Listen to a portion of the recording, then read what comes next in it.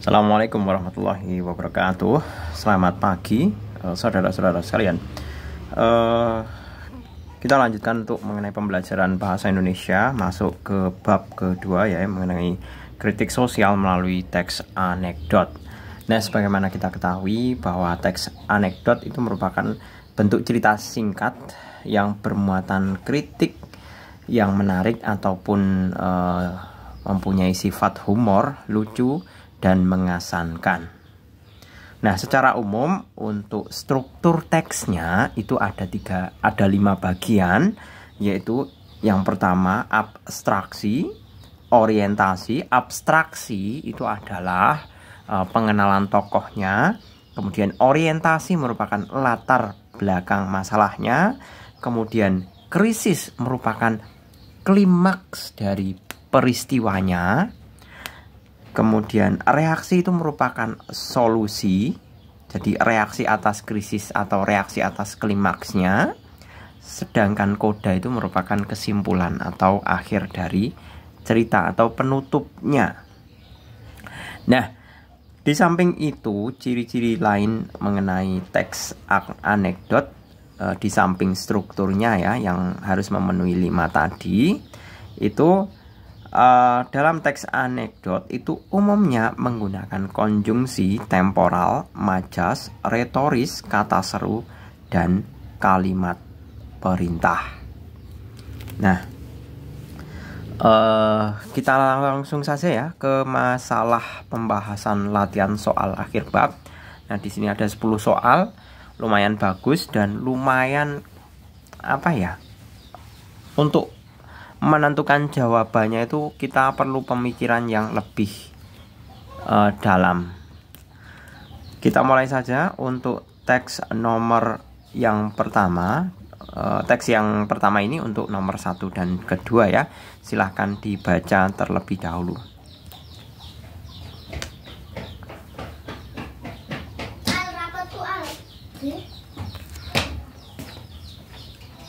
Nah, di sini ada teks dengan judul nasi padang, silahkan dibaca.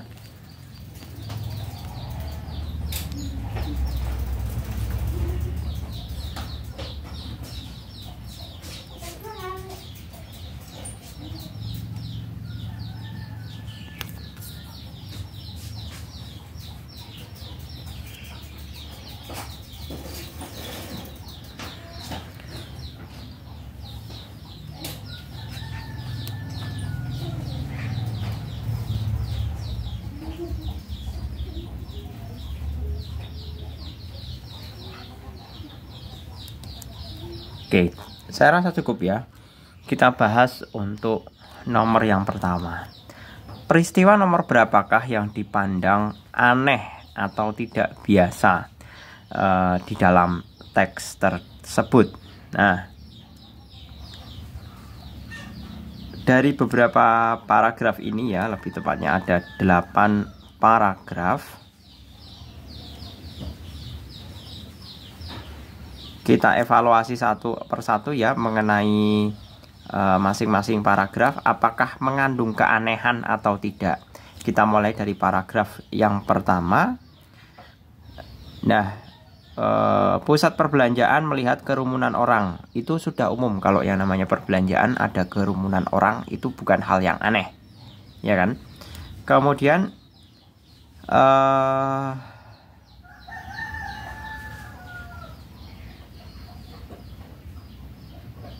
Kemudian di sini ada orang mendapat kotak kemudian sumringah. Itu juga bukan suatu hal yang aneh ya. Ini tidak ada korelasi keanehan.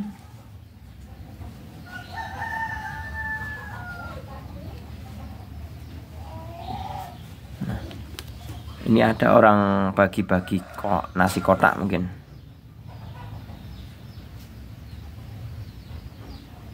Nah, ini setelah mendapatkan nasi kotak, si anak ini tadi kemudian kembali ke mobilnya. Ke mobil dimana di situ sudah ada pengemudinya. Nah, kemudian ini percakapan biasa antara si pengemudi dengan si anaknya yang diantar. Nah, keanehan itu kecenderungannya terdapat di paragraf yang terakhir bahwa si anak itu umumnya makannya makannya pizza sama burger. Nah, tapi suatu saat dia mendapatkan nasi kotak, kemudian dia ingin makan nasi padang. Seperti itu. Ya. Jadi dari pilihan beberapa paragraf ini 1 sampai dengan 8 kita bisa menyimpulkan bahwa keanehannya itu atau tidak biasa karena apa, si anak ini tidak biasa makan nasi, makanya burger sama pizza. Tapi suatu hal yang aneh kemudian tiba-tiba dia mau makan nasi padang. Jadi jawabannya adalah yang E. Yang nomor kedua, sifat teks anekdot tersebut adalah inspiratif tidak ya? Ini tidak mengandung sebuah cerita yang inspiratif. Di sini itu hanya mengutarakan bagaimana seorang anak yang tidak terbiasa makan nasi, kemudian dia karena biasanya dia makan pizza dan burger. Nah, seketika itu dia tiba-tiba mau makan nasi padang. Nah, itu bisa dikatakan sebagai sifat yang mengagumkan. Jadi bukan inspiratif, bukan lucu, bukan informatif, bukan motivatif. Di sini kan tidak ada motivatifnya atau yang melatar belakangi sebuah perubahan itu kan tidak disebutkan. Di sini hanya seketika tiba-tiba si anak itu berubah menu makanan. Yang tadinya tidak mau makan nasi, kemudian mau makan nasi. Nah, itu kan suatu hal yang tidak inspiratif, tidak lucu, tidak informatif, dan tidak motivatif. Seperti itu.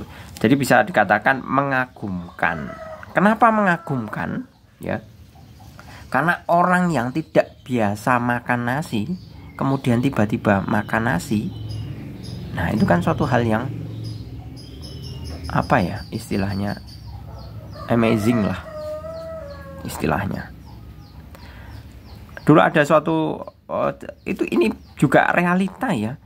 Ada beberapa tetangga atau penduduk di Indonesia yang sekiranya terbiasa makan roti, kemudian tiba-tiba diberi makan nasi, itu nggak mau.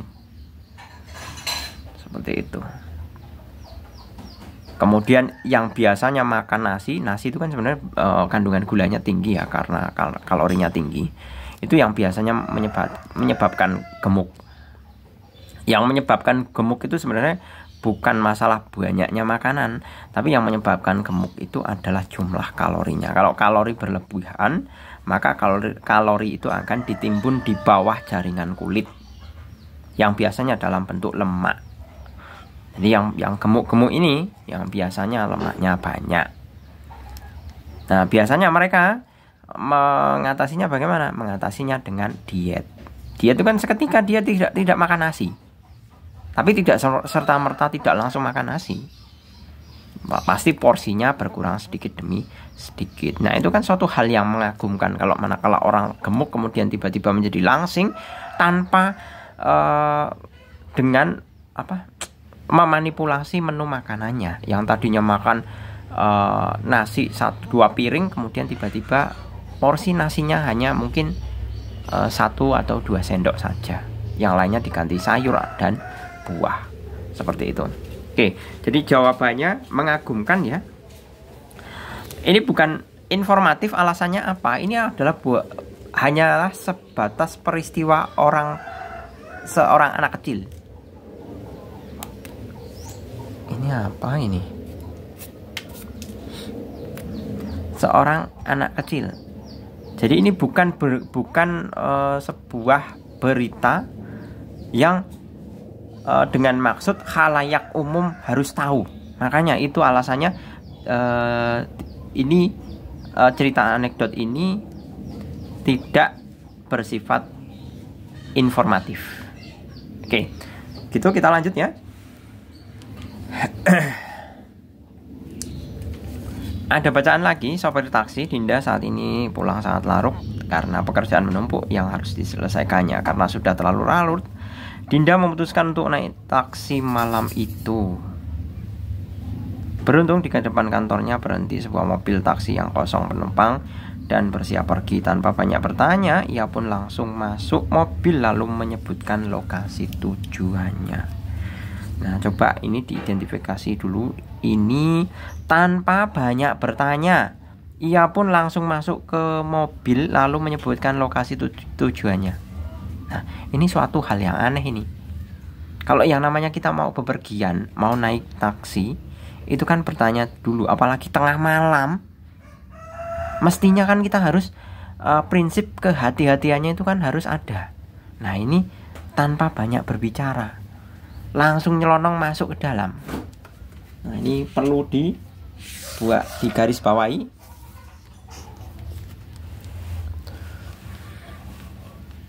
Kemudian sopir taksi itu terdiam, lalu tidak lama mengangguk. Selama perjalanan tidak terjadi percakapan antara Dinda dan sopir taksi.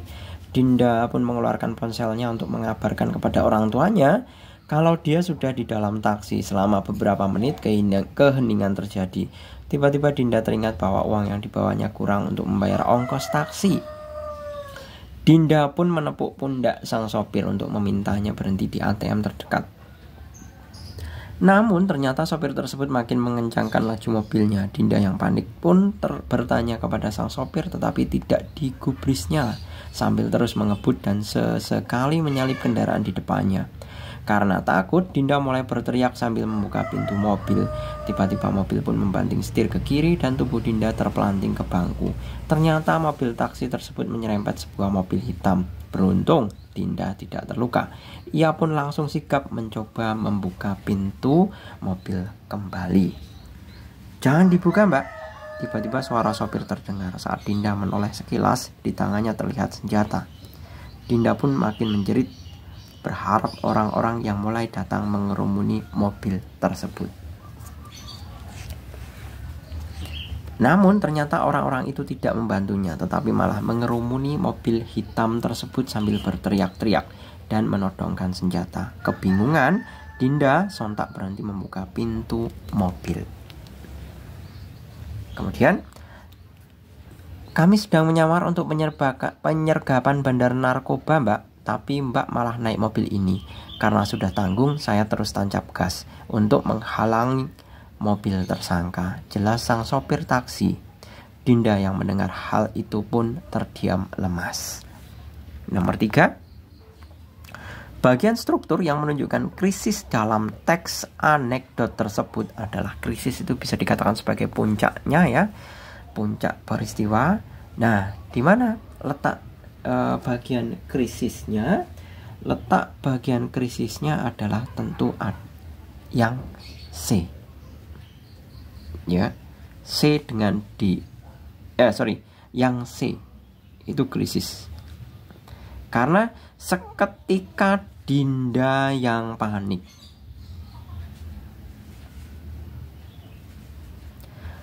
Dinda yang panik, kemudian Dinda pun makin menjerit. Nah, ini sebenarnya satu kesatuan krisis atau bagian krisis. Seperti itu. Nah, ini jelas latar belakang masalah atau orientasi ya. Kemudian ini krisis. Kemudian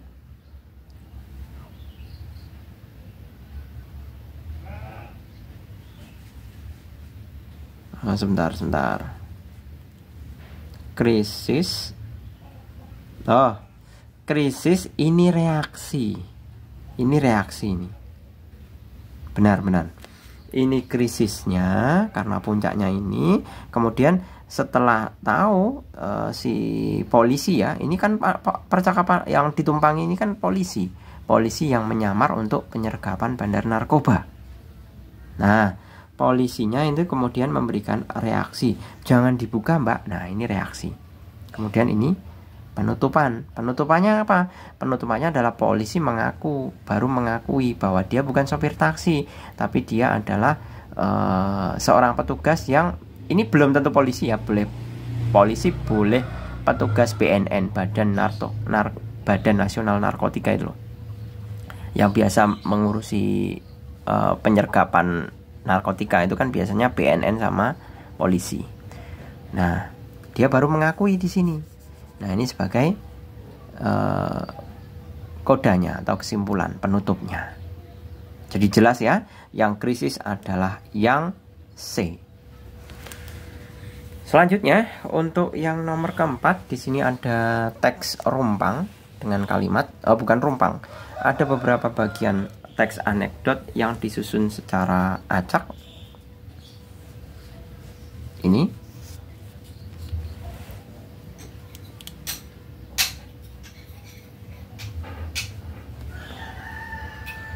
Nah, urutan yang benar agar teks tersebut tersusun sesuai struktur teks anekdot adalah, nah dari beberapa urutan ini yang paling tepat adalah yang B. Kita mulai ya. 2. Menjelang ulang tahunnya yang ke-50, seorang jutawan telah mengundang seorang pelukis yang sangat terkenal untuk melukis sebuah potret dirinya. Hasil lukisannya itu diharapkan benar-benar sangat hidup dan sangat mirip. Nah, ini apa? Ini adalah pengenalan tokoh seorang jutawan. Nah, terus baru masuk ke abstraksi. Ini abstraksi ya. Abstraksi, pengenalan tokoh, kita masuk ke orientasi. Nah, orientasi, karena dia ingin mengundang seorang pelukis, maka tentu selanjutnya adalah tak lama kemudian sang pelukis menyelenggarakan pamer. Bukan. Selanjutnya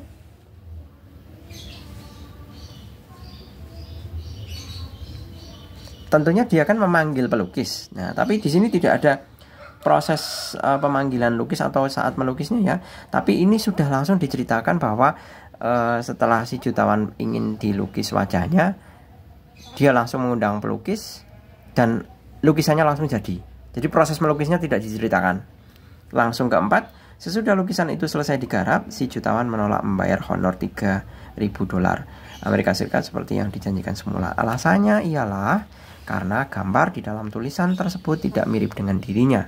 Pelukis itu akhirnya tak bisa berbuat apa-apa. Nah, ini jelas berupa orientasi atau latar belakang masalahnya. Yang 4 ya. Kemudian baru krisisnya. Tak lama kemudian sang pelukis menyelenggarakan pameran lukisan perseorangan. Di antaranya ia juga memamerkan secara terbuka hasil lukisan potret dari si jutawan yang telah menghabiskan banyak jerih payahnya itu dengan memberinya judul penipu besar. Hal ini akhirnya menggemparkan seluruh kota. Sesudah mendengar berita ini, si jutawan sangat gusar. Di dalam telepon ia dengan marah mengajukan protes keras. Nah, ini mulai konfliknya ini. Konfliknya bahwa si pelukis memajang lukisan si penipu besar. Ini mengundang marah si jutawan. Nah, setelah krisis tentunya adalah reaksi. Nah, reaksinya dengan santai si pelukis mengatakan bahwa pelukis itu dengan tenang berkata melalui teleponnya. Nah, ini konjungsinya apa? Coba hubungan koherensi antar kalimatnya kita bisa lihat ya. Sesudah mendengar berita ini, si telepon sangat gusar. Di dalam telepon, nah ini berarti otomatis paragraf selanjutnya mestinya adalah percakapan di dalam telepon. Iya kan? Jadi kita cari sambungannya di ketiga. Pelukis itu dengan tenang berkata melalui telepon, "Aku pikir urusan ini tak ada hubungannya dengan dirimu. Karena potret diri dalam lukisan itu bukanlah dirimu." Nah, ini adalah reaksi si pelukis. Nah, akhirnya kesimpulannya apa? Ya sudah, si jutawan hanya bisa marah-marah tanpa bisa berbuat apa-apa. Jadi jawabannya adalah yang B. Nomor 5. Bagian yang menunjukkan bagian reaksi dalam teks anekdot di atas ditandai nomor. Jelas tadi reaksinya adalah reaksinya si pelukis. Ya, yaitu nomor 3. Jadi jawabannya adalah yang C. Nomor 6. Peristiwa apa yang tidak biasa dalam teks anekdot tersebut? Kita identifikasi satu persatu di dalam pilihan. Saat si jutawan diminta untuk dilukis, no. Si jutawan marah-marah karena lukisan dirinya dipamerkan. Sebentar, yang tidak biasa ya. Ini juga tidak biasa ya. Ini biasa ya. Karena kalau orang marah-marah itu kan biasa. Nah, pelukis memamerkan salah satu lukisan yang diberi judul penipu besar. Nah, ini ada penipu besarnya. Ada kata-kata penipu besarnya. Nah, ini kan pasti bisa dikatakan sebagai sebuah peristiwa yang luar biasa atau peristiwa yang tidak biasa. Pasti orang akan bertanya, siapa yang di dalam lukisan tersebut? Kenapa dia diberikan tulisan penipu besar? Pelukis bersikap sinis itu biasa karena dia tidak dibayar. Pelukis melukis wajah si jutawan, itu memang job deskripsinya. Job deskripsinya dia kan memang pelukis. Jadi menggambar wajah si jutawan itu kan sudah selayaknya. Oke, gitu ya. Jadi jawabannya adalah yang C. Selanjutnya nomor 7. Ini bagus ini teksnya. Tukang daging. Suatu pagi lewatlah seorang pedagang sayur yang sedang menjajakan dagangannya. Sayur, teriaknya. Seorang ibu rumah tangga yang sedang sakit gigi dongkol mendengar teriakan si tukang sayur. Ibu yang sedang merasakan nyut-nyut pada giginya pun langsung membentak. Hei tukang sayur, kamu punya otak tidak? Nah, tukang sayur menyahut. Wah, kebetulan sudah habis. Bu, adanya tinggal ikan sama daging, sahutnya dengan semringah.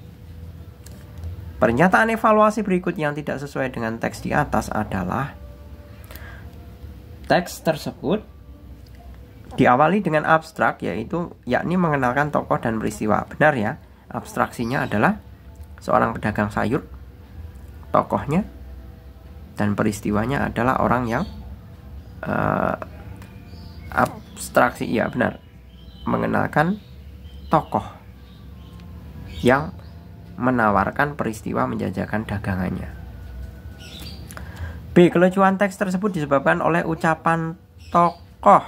Itu juga benar, karena yang mengucapkan adalah si tukang sayur sama ibu-ibu yang sakit gigi. Kamu punya otak tidak? Nah, lucunya kan sebenarnya di sini sama responnya ini. Kemudian yang C, struktur teks tersebut memiliki komponen yang lengkap. Nah, itu salah. Ini abstraksi, orientasi, krisisnya, reaksinya, kodanya nggak ada, atau kesimpulannya nggak ada.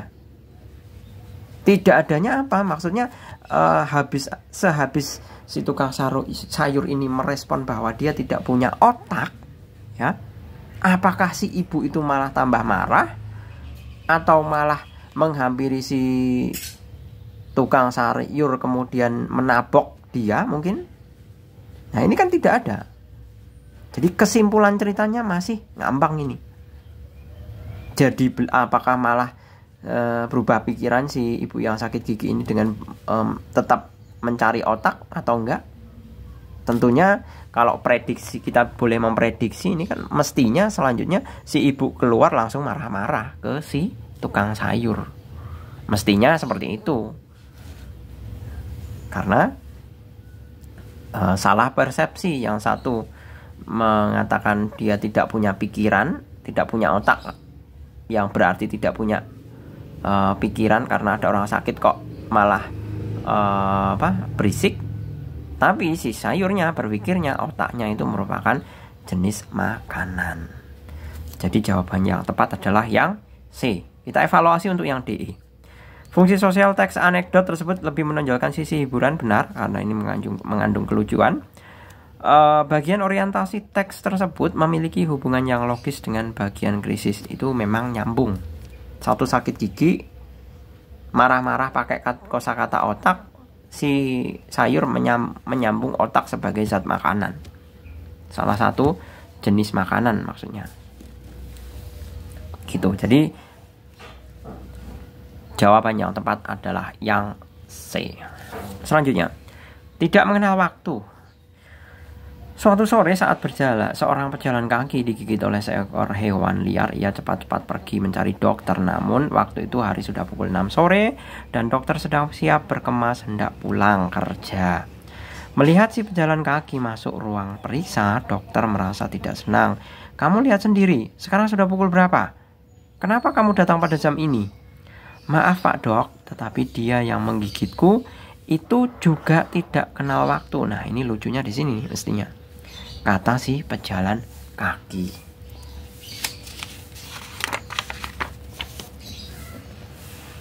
Kita lihat pernyataan berikut yang tepat untuk teks tersebut. Pernyataan berikut yang tepat untuk teks tersebut adalah kita evaluasi satu persatu. Kalimat 1 dan 2 dipadukan oleh kata penghubung namun salah. Seharusnya meskipun, malah tambah salah, ya. 2. Kalimat 3 salah menyebut ruang periksa sebagai ruangan dokter. Ini jelas salah. Ruangan periksa itu sama dengan ruangan dokter. Yang C, 2 dan 3 dipadukan oleh kata melihat sudah benar. Itu jelas salah. Melihat itu kata kerja, ya, bukan konjungsi. Kalau ini salahnya di bagian ini malahan. 2 dan 3 dipadukan oleh kata melihat. Konjungsi itu bukan kata konjungsi atau kata hubung, itu bukan kata kerja. Melihat itu kata kerja. D. Kalimat 4 menggunakan kata ganti Pak Dok untuk menyebut dokter dan dia untuk menyebut hewan. Pak Dok sama dokter ini bukan sapaan, ya, bukan kata ganti, ya. Dokter saja itu profesi. Kalau Pak Dok itu sapaan, ya. Kalimat 3 dan 4 dipadukan oleh kata tetapi. 3 dan 4 coba kita identifikasi. 3 dan 4. Nah, di sini, "Maaf Pak Dok, tetapi dia yang menggigitku itu juga tidak kenal waktu." Nah, ini kan terhubungnya ada hubungan sebab akibat.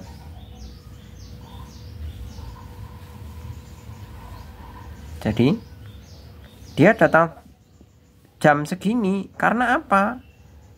Karena alasannya adalah karena hewan yang menggigit itu ya saat pukul 6 sore, saat dokter mau pulang. Seperti itu. Jadi yang tepat, yang 8 adalah yang E. Selanjutnya yang 9. Peristiwa berikut yang tidak sesuai dengan isi teks di atas adalah teks tersebut termasuk teks anekdot karena memiliki bagian krisis yang menyebabkan kelucuan. Kemudian kita save dulu yang A. Bagian orientasi tersirat dalam kalimat kedua. Kita lihat bagian orientasi kalimat kedua. Ya, benar.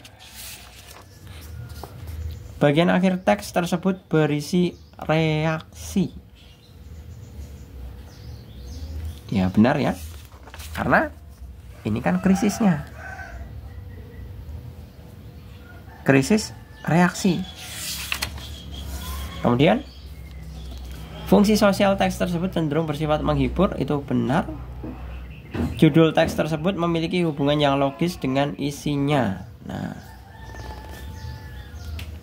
sebentar.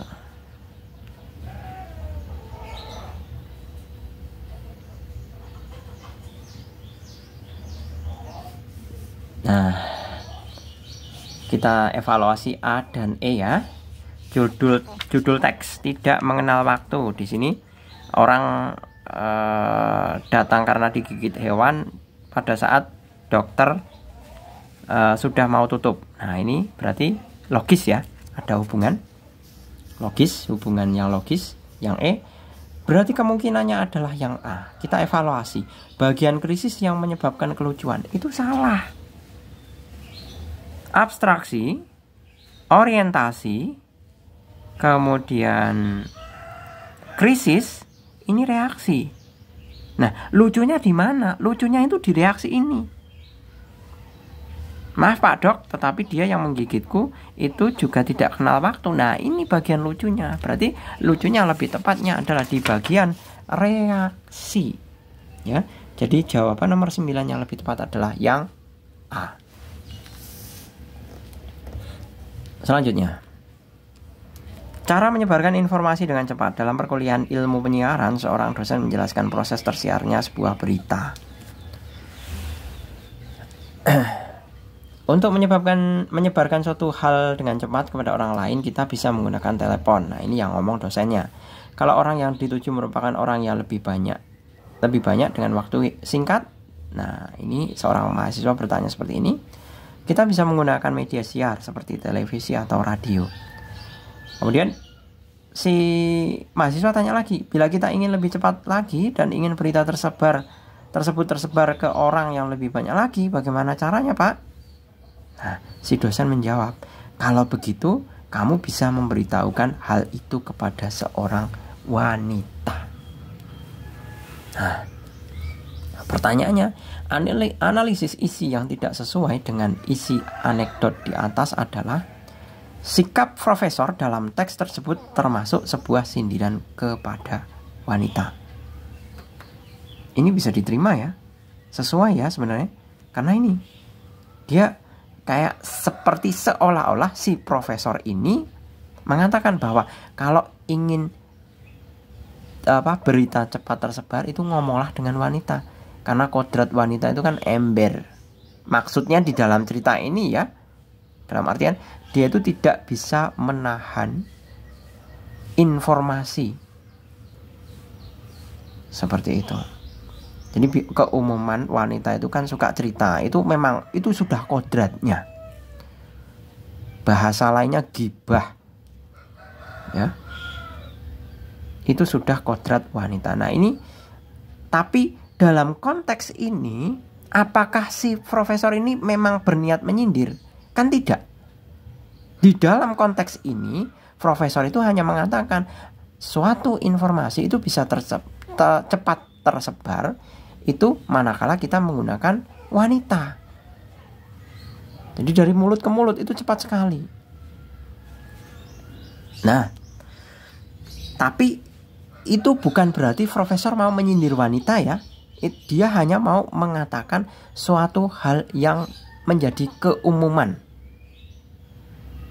Seperti itu. Jadi informasi kalau sudah menyentuh levelnya ditangkap seorang wanita, nah itu udah langsung kemana-mana. Seperti itu. Tapi bukan maksud si profesor menyindir wanita. Gitu ya.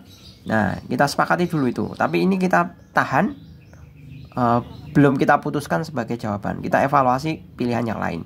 Yang B, wanita dipandang sebagai pihak yang suka menyebarkan berita atau isu. Benar, memang itu arahannya. Tapi itu kan bukan maksud profesor. Seperti itu. Tapi ini isinya benar. Teks tersebut menyindir budaya Indonesia yang menyukai gosip. Benar sekali. Penulis teks memandang bahwa teks atau bahasa dapat digunakan sebagai sarana menyindir.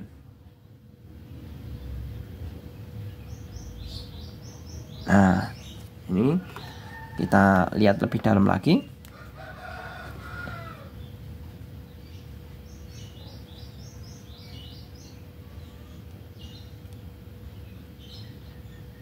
Penulis teks memandang sebagai penulis teks memandang bahwa teks dapat digunakan sebagai sarana menyindir. Itu juga benar. Ya, ini kan sebenarnya maksud, jadi yang bermaksud menyindir itu bukan profesornya, tapi si penulisnya. Nah, ini ketemu di sini. Jadi ini kata-kata kalau begitu kamu bisa memberitahukan hal itu kepada seorang wanita. Ini yang ngomong profesor, tapi profesornya itu kan tokoh rekaan dari si penulis gitu loh. Kemudian yang E, ini benar ya, yang D. B, C, D benar semua. Tokoh mahasiswa dalam teks tersebut digambarkan sebagai orang yang bodoh. Nah, ini tidak disebutkan langsung apakah mahasiswa itu bodohnya seperti apa, tapi kan bisa kita lihat bahwa dia itu bahkan bertanya 2 kali. Ya. Buktinya apa? Coba kita lihat tanya seorang mahasiswa. Ini pertanyaan pertama. Kemudian masih dilanjutkan lagi. Bila kita ingin lebih cepat lagi dan ingin berita tersebut tersebar ke orang lain yang lebih banyak lagi, bagaimana caranya, Pak? Nah, itu kan 2 kali bertanya. Nah, ini kita bisa mengatakan juga bahwa si mahasiswa ini kebangetan, ya, keterlaluan. Sudah tahu saluran informasi itu pakai media siar seperti televisi atau radio, tapi masih nanya lagi. Seperti itu. Jadi dari beberapa pilihan ini yang tidak sesuai dengan isi teks anekdot di atas adalah A. Karena apa? Karena di sini disebutkan sikap profesor dalam teks tersebut termasuk sebuah sindiran kepada wanita. Ya. Tapi bukan maksud si profesornya. Profesornya itu hanya memberikan satire. Kalau satire sama-sama menyindir ya. Yang bermaksud menyindir itu lebih tepatnya adalah si penulisnya. Seperti itu. Mungkin ini karena terlalu dongkol menjawab, 2 mahasiswa bertanya terus dengan tidak puas dengan jawabannya. Kemudian si profesornya itu membuat jawaban yang mungkin menjadi sebuah keumuman masyarakat di Indonesia. Jadi sikap profesor tersebut yang bermaksud menyindir wanita itu tidak tepat atau tidak sesuai. Jadi sikap profesornya itu tidak menyindir, tidak bermaksud menyindir. Tapi sikap profesor itu hanya meletakkan proporsi berita bahwa di Indonesia akan lebih cepat tersebar jika berita itu dikomunikasikan atau disampaikan kepada wanita. Gitu.